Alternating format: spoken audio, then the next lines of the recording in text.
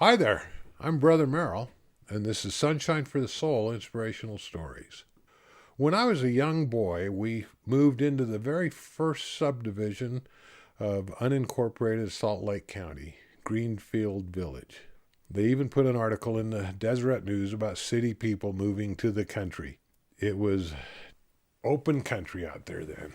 There was one ward, went from 6200 South and 9th East to Wasatch County and Utah County. It was a big ward. The largest building was lovingly referred to as the Chicken Hotel, and it was a 5-story building owned by the LDS Church's welfare system, and it had thousands of chickens in it. And our welfare assignment, which you never wanted to get, was to go down and clean the conveyor system that brought the feathers and the debris and the manure of all these chickens down to be loaded and hauled away. But there was nothing else out there. It was just open fields everywhere. And soon other subdivisions began to sprout up. Stephenson Heights was next. It was up by the mouth of Big Cottonwood Canyon. And there were a group of boys that became good friends up there. Don West, Larry Jeeves, and Jim Porter. They became fast friends and enjoyed one another's company. Jim was a big guy, had red hair, big hands. He was a good athlete, and his dad was an alcoholic, so they weren't active in the church, and his dad had taught him to box and to fight. But Jim wasn't a fighter. He was a real gentle soul. He always stood up for the underdog. Whenever Jim was around, bullies didn't act up too much because he was one of those quiet, confident people that just wanted people to be nice. In the early 60s, they built Hillcrest High School, and we were amazed at how big this building was. And it was right next to the Chicken Hotel. The Butler area had been split into a stake, and there were homes everywhere. And Don and Larry asked Jim to be on their church basketball team. He was a really good athlete and quite big, and they won the stake championship. And the night before the regional competition was to begin, they got a call at Don's house. His mother took the call, and she said, yeah, he'll never go back to church again. And their team had been disqualified because Jim was not active in the church, and that was the last time Jim went to church. But the boys continued to grow, and they soon became the sophomore class of Hillcrest High School. And they became friends with another group from Midvale Junior High School, and they had a table off to the side in the cafeteria, and they called themselves the Brown Baggers because they brought a lunch from home. People were a little closer with their money then. I remember thinking school lunch was a luxury, and they just kept to themselves. But there was a big guy that had been an all-state tackle for Hillcrest the year before.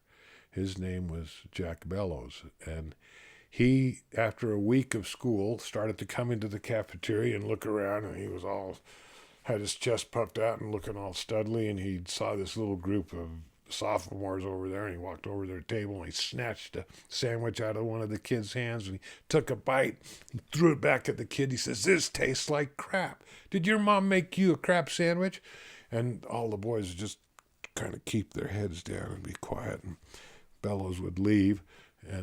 But every day for several weeks this went on. And they kind of vacated that end of the table, hoping they wouldn't be the target when he came. But every day he'd come over and snatch one of their sandwiches and harass these little sophomores. And it seemed to make him feel like he was the man. And one day, Jim Porter was sitting on the end of the table that Jack usually targeted. And as Jack approached, he kind of put his head down and he pulled a sandwich out of his bag and he handed it to him. And Jack took one bite and he spit it out and he started cursing and swearing. He goes, "This tastes like crap." And by then, Jim had jumped up and gotten nose to nose with him. And he said, "That's 'cause it is crap. I made it especially for you. It's chicken crap."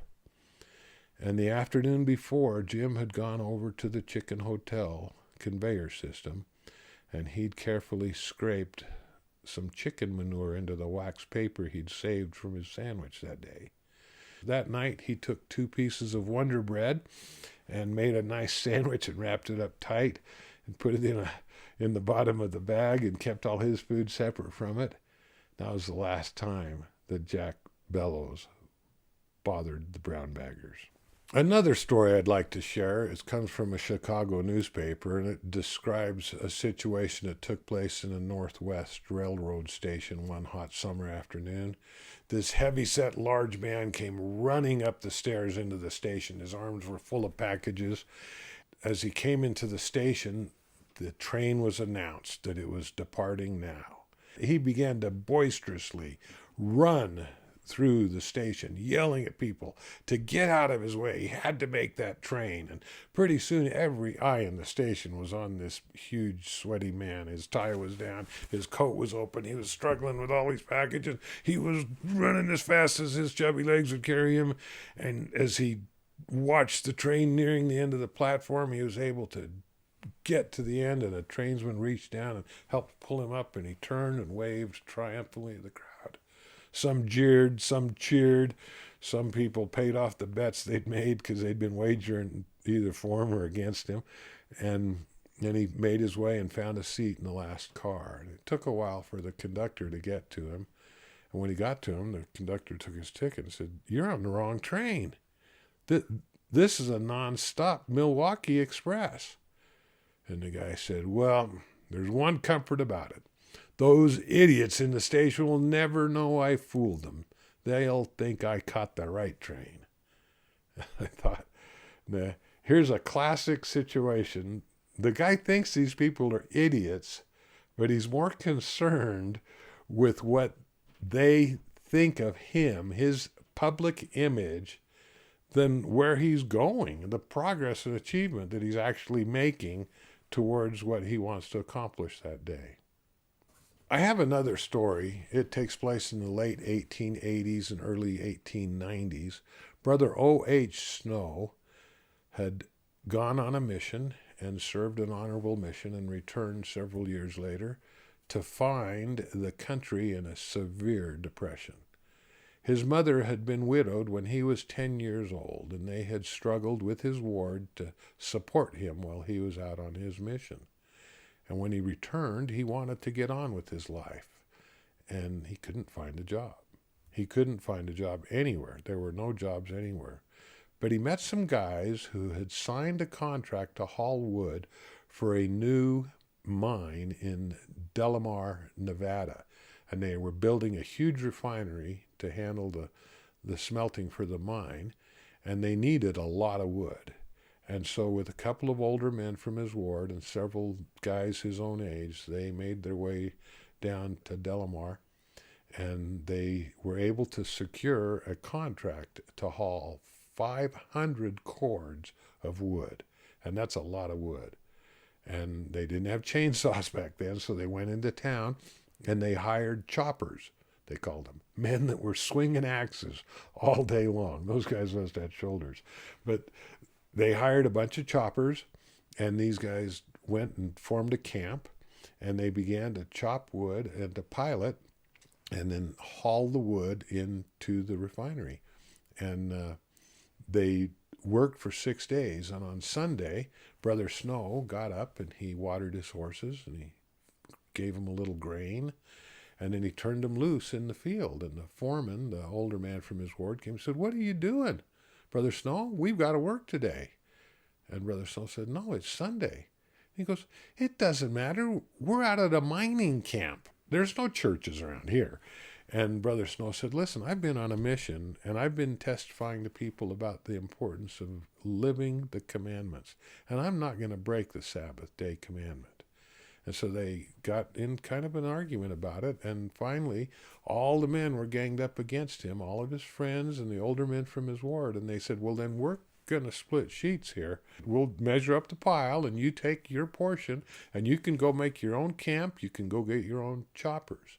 So the next day, that's what he did. Brother Snow went and found a new place to camp. He went down to town and hired 2 new choppers that would work with him. And then all summer long for 4 months. They worked and worked, and the other men worked and worked. Brother Snow worked 6 days a week and was constantly mocked about how they were going to make so much more money than he was by his friends. But he knew that he should keep the Sabbath holy. At the end of those 4 months, he had missed 2 half days. One was the half day where he had to go hire 2 new choppers and set up his camp. And the other half day, he'd noticed that one of his wheels was getting a little wobbly on his wagon, and so he had replaced the wheels on his wagon. The other men at the end of those 4 months were just bedraggled and just worn down and tired. Their teams were just skin and bones, and they just struggled to pull these loads. Brother Snow's team, on the other hand, was healthy and fat, and he was rested and invigorated and strong.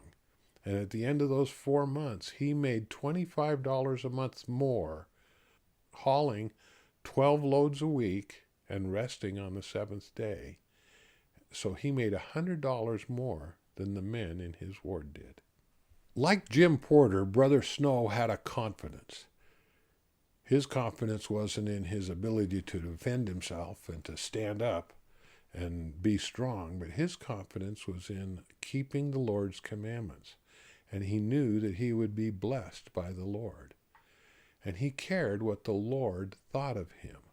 I've often thought, this is a deep ingrained thought pattern that we have, this concern for public opinion and of others' image of us and what others think of us. It seems to be a constant in our minds and in our thoughts. And I had a very interesting experience. After my mission, I'd had some devastating failures in my life, and as spring approached, we had an early spring, and I wanted to just be alone. I just wanted to get away from humanity. And I'd climbed Lone Peak hundreds of times, and I knew the Lone Peak wilderness extremely well. And I decided I was going to spend a week up in the Lone Peak wilderness. It's beautiful, beautiful country. And as I came to the trailhead, there were no footprints. And I was a good, strong, solid hiker, and I knew that I was not going to see another person, not another human being, until I came back to civilization. And so as I started the hike, I was trying to center on what's the Lord thinking about what I should do. You know, how am I going to work through this? What have I got to do? There were several things I had to figure out. But I kept being plagued by the craziest thoughts. I'd be worried about, is my shirt tucked in? How do I look? Does my hair look crazy? Does my gear look like I know what I'm doing? And I kept catching myself thinking these thoughts, and then I'd stop myself and say, you're not going to see another human being today or tomorrow or this whole week. Why are you worried about your appearance? And yet, for days, I was plagued with this repeating cycle of concern. And as the week wore on, I came to a conclusion that this was a thought pattern that came with us from the preexistence. Because as we lived with our Heavenly Father and our Heavenly Mother, we were concerned with how they saw us and how we were, because they knew who we could be, and we wanted to be like them. Satan has perverted this thought process and replaced in a lot of us the concern for what the Lord thinks with a concern for what those idiots in the railroad station think. It's become a governing background noise for a lot of people. In James chapter 3, verse 4, it says that a large ship can be driven by fierce winds, but it can be controlled by a small helm. And that small helm, theoretically, all of us know that small helm is the Lord and what He thinks of us, and us trying to obey His word and His commandments and become like Him. But all of us fall short in this respect. Everyone knows who James E. Talmage is. He wrote Jesus the Christ. There's a copy of it up here. It was the only book we were allowed to take on our mission besides the scriptures. It's considered one of the greatest books besides the scriptures that was ever written for the LDS people. It's an amazing book. Brother Talmage was allowed to spend his days and evenings in the upper room of the Salt Lake Temple as he wrote this book. And after he'd finished it, turned in his manuscript to the publishers, he got an editor's copy. He was in his office at home and he began to complain bitterly. That idiot, I knew I couldn't trust that editor. What is this guy? I knew he couldn't do this job, and he was going on, and his son poked his head and said, Dad, what's the problem? And he said, look at this. I knew I couldn't trust this editor. His son said, what? And he goes, it says everywhere in the book that John the Baptist lived on milk and wild money. It says it over again, milk and wild money, over and over again. It's all through the book. What an idiot that guy is. And his son said, well, Dad, let's look at the original manuscript.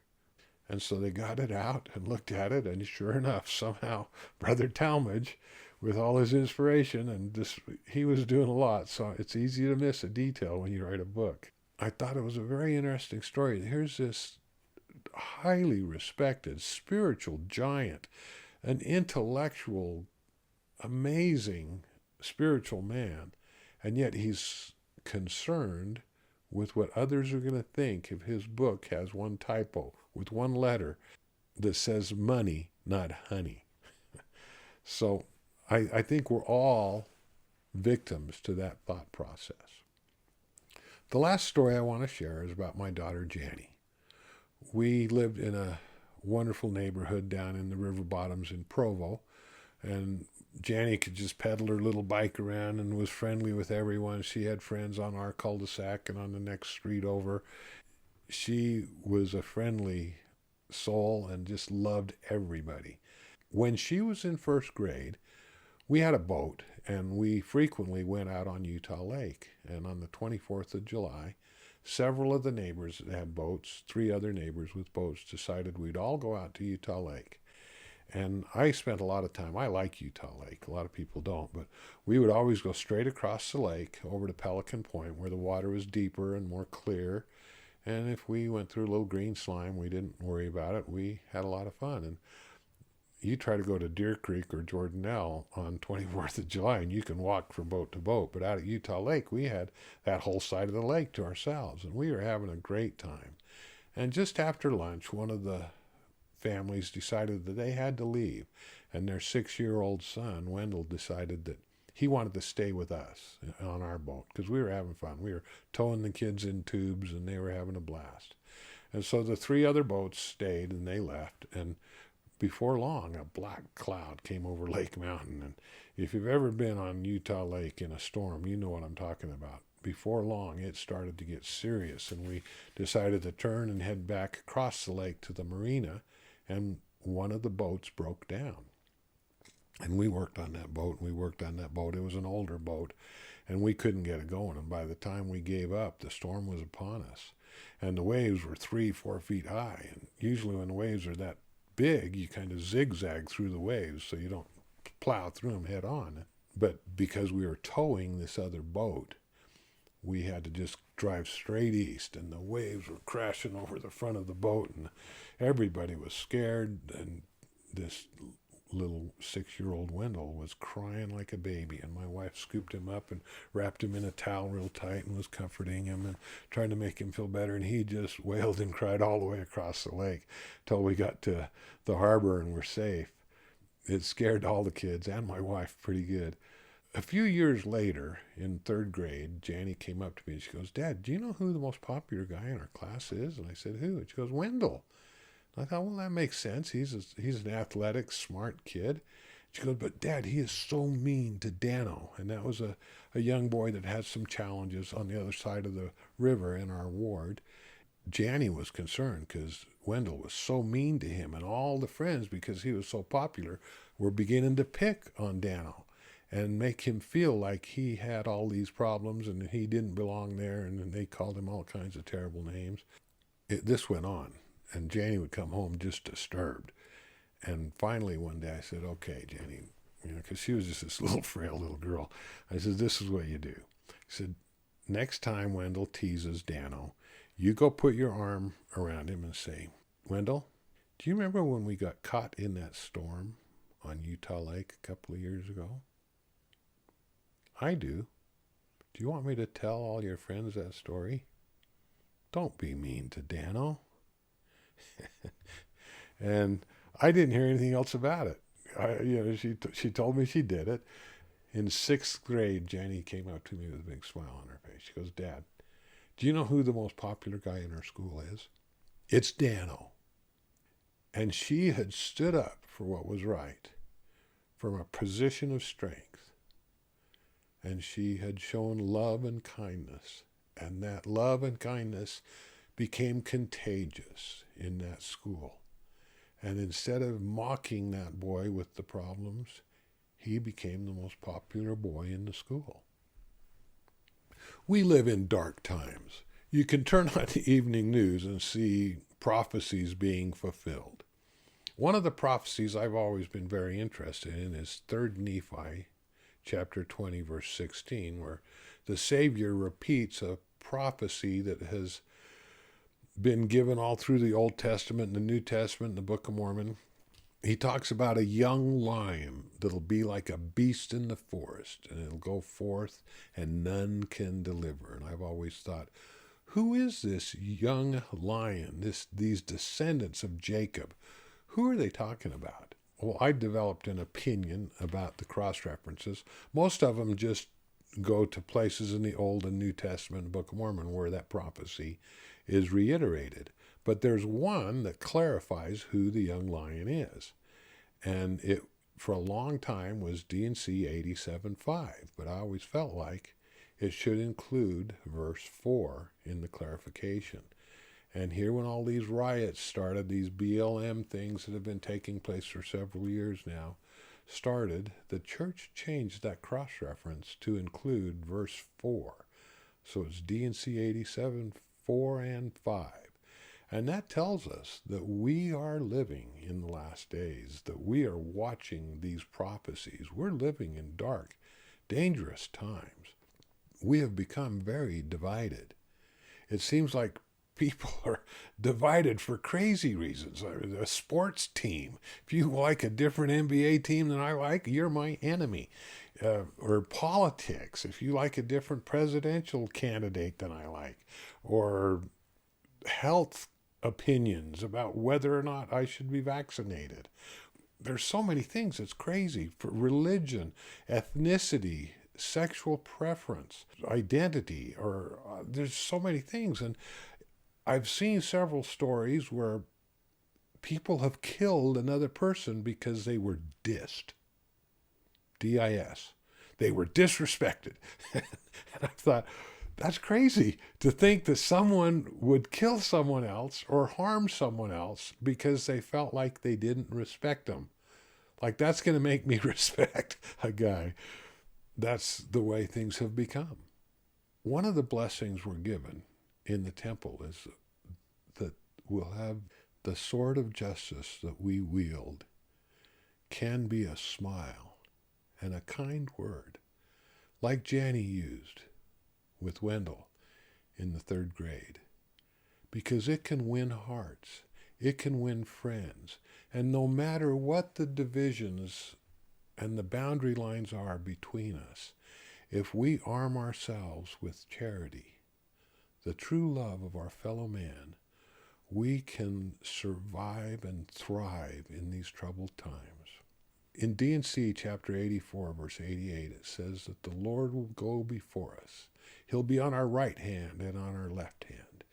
He'll have angels round about us to bear us up, and that his Spirit will be in our heart as we strive to be kind and loving to one another, to be kind to those who diss us, to smile at those who may not be kind to us. We'll find that it's a disarming, powerful thing. We'll be coming from a position of strength and confidence because we will be doing what the Savior Jesus Christ has asked us to do. There are 2 great commandments. to love the Lord and to love our fellow man as ourselves. But that second commandment is a two-part commandment, and you've got to love yourself. You're a child of God. If you doubt that, kneel down and ask the Lord, are you there? Do you love me? And I promise you that you will feel his love pour into your heart and into your mind, and it will give you a confidence and a reassurance that no matter what you have to pass through, you will succeed and you will come out the way the Lord wants you to be. I hope you've enjoyed this today. You can subscribe here. If you like this story, you'll probably enjoy this one. Many people are watching all the stories on Sunshine for the Soul Inspirational Stories. Thank you.